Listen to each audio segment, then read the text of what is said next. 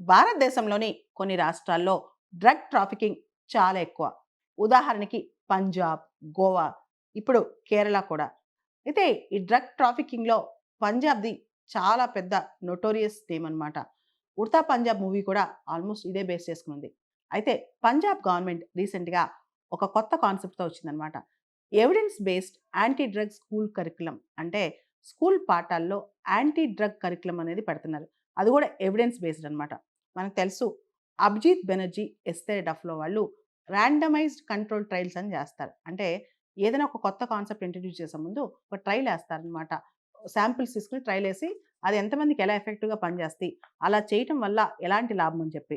So, ఆ దిశగా వాళ్ళ జేపాల్ సంస్థ ఏదైతే ఉందో అభిజిత్ బెనర్జీ, ఎస్తేర్ డఫ్లో వాళ్ళ సంస్థ దాదాపు 9,600 మంది స్టూడెంట్స్‌కి ఈ యాంటీ డ్రగ్ సంబంధించిన కరిక్యులమ్ ఇంట్రడ్యూస్ చేసి వాళ్ళలో ఏ విధంగా మార్పొచ్చింది, బిహేవియరల్ చేంజ్ ఏ విధంగా వచ్చిందని చెప్పి అబ్జర్వ్ చేశారనమాట. సో, ఎవరికైతే ఈ యాంటీ డ్రగ్ కరిక్యులమ్ బోధించారో వాళ్ళలో చాలా వరకు అవేర్‌నెస్ పెరిగి డ్రగ్ అడిక్షన్ తగ్గిందంట. దాంతో ఇప్పుడు పంజాబ్ రాష్ట్రంలో లక్షల మంది స్టూడెంట్స్‌కి ఇది ఇంట్రడ్యూస్ చేయబోతున్నారనమాట. పంజాబ్ రాష్ట్రంలో ప్రత్యేకంగా యుద్ధ్ నషియాన్ విరుద్ధ్ అనే పథకం కింద దీన్ని కూడా లాంచ్ చేశారు.